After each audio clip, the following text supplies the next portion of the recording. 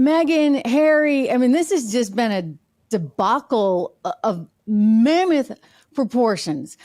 I'm not British, so I don't have the same appreciation maybe for the monarchy that perhaps you do, but I do, just as a human being, as a mother, look at this and say, wow, there were just a whole lot of screw ups along the way. I think that one of the sad things about being the firstborn or the heir in the monarchy situation is that you really are just the spare, right? And you don't have a whole lot of purpose. And I find that sad. And I think they need to do a better job at making sure that everybody has a role in life, and you don't get trapped because you're born into royalty. All that said, gosh, I mean, did he just marry the wrong girl? Well, that's a very good question. I think Harry was actually a very popular figure in the United Kingdom until the last couple of years, when he joined Meghan Markle in launching a series of attacks on his own family. And so Harry's popularity has absolutely plummeted. And he is, I would say, a deeply unpopular figure in the United Kingdom. And so of course, is Meghan Markle. And that's the result of the relentless attacks, vicious attacks that they have made upon the royal family, upon the institution of the monarchy. They've also made a lot of anti-British statements as well, attacking the British Commonwealth, for example. So I do think that Harry has done a lot of damage to his own image and brand. And he and Meghan, of course, are responsible for their own downfall. Does this surprise you? I mean, maybe it doesn't surprise you with her, but does it surprise you with him? Yes, I think so, because Harry seems to be an entirely different character today. And just 3 or 4 years ago, he was seemingly very happy person. He was very, very keen, of course, to serve the British people through the royal family. He was a much loved figure. Now he seems to be deeply unhappy all the time, constantly, of course, behind the scenes undermining the royal family. His own brother won't talk to him at all. William and Harry do not talk at all. And most of the royal family want to have nothing at all to do with Harry. So an incredibly destructive path here. It seems it's because of this one woman. Look, I suspect, my own 2 cents, that she had illusions of grandeur and thought that she was going to become a much bigger star. And unfortunately for her, she was part of the spare equation too, right? I mean, I'm sure she could have been popular, but this was the future king and queen of England that she was sort of up against, so to speak. So she was always the understudy. And I don't know, as with an actress, that's going to go over so well. So maybe she didn't know what she was signing up for. I also question whether there were influences in the US that were in her ear that then got in his ear that really don't want the monarchy to live on, that are very resentful of that monarchy.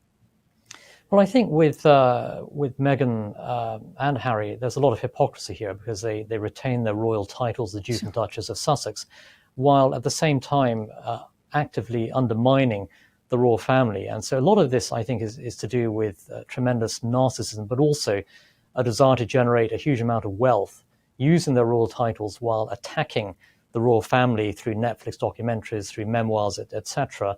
And so it's a very nefarious and vicious campaign. At the end of the day, I think Harry and Meghan are, in essence, political activists, increasingly far left-wing political activists as well, with a political agenda, but also a big money-making agenda as well, to profit as much as they can from their horrible attacks, frankly, on the royal family. The real limousine liberal sort of definition, I guess. Absolutely. It's hard to watch. So she's not going to go to the coronation. She's staying at home, yeah. That's he great. Still so will. Harry is going to the coronation. Meghan will be staying at home in California. So just Harry will be in attendance. Why is he going? Well, I think that most likely, I think Harry has decided that he has a duty and obligation to attend. Also, he is concerned about being cut off from the royal family as well. That's a big issue. So he's still getting money?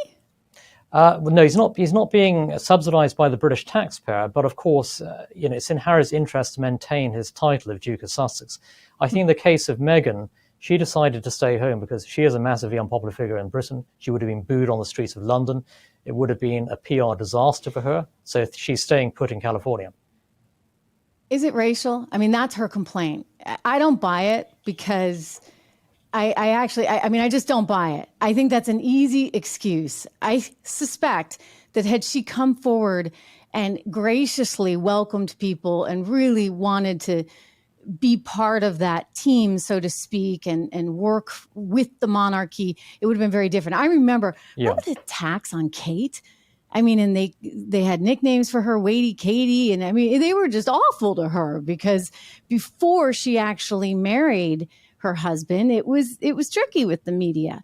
And there's almost like a hazing process or something that must happen. And Kate clearly proved herself, and she's like, wow, to everyone. Well, Meghan was going through this and didn't really want to be part of it, I guess. Do you think it's racism or do you think it's something else? It's nothing to do with race. I think the UK is one of the most least racist societies on the face of the earth. And when she married Harry, she was welcomed very warmly by the British people. I think that what has turned the British public against Meghan Markle is her sheer narcissism, arrogance, her relentless attacks on the royal family. She was very rude, frankly, towards the royals. The British don't like that. And Britain is a very successful multiracial society. There's nothing at all to do with race whatsoever. I think the British people reject, I think, the sheer nastiness and vindictiveness and arrogance coming from Meghan, but also from Harry as well here. And the British people have just had enough. I mean, Meghan Markle and Prince Harry are deeply unpopular figures in the UK. They're also increasingly unpopular in the United States, according to opinion polls as well. Their standing has absolutely plummeted. When we used to live in New York City, at one point, early on when my two little girls were just born, my twins, we lived above the ambassador to the UN for the UK. And his son was very friendly with Prince Harry. So Harry used to come all the time. He'd be in the building. He was actually so low key. I mean, there were no security guards everywhere. There'd be a driver out front. He'd ride the elevator with us. He was friendly. He seemed like a really regular guy. So it's been sort of hard. I mean, I get how the British people are like, wow, it's also hard for me. I'm like, wait a second. Was that the same person that used to come and hang out with the kid downstairs? It's a new man. I always say, yes, absolutely. You can't pick your family, you can't pick your parents, but you can pick your spouse. So choose wisely. Thank you, Nile. It's really good to see you, my friend. Thank you for joining us. Make sure you follow Nile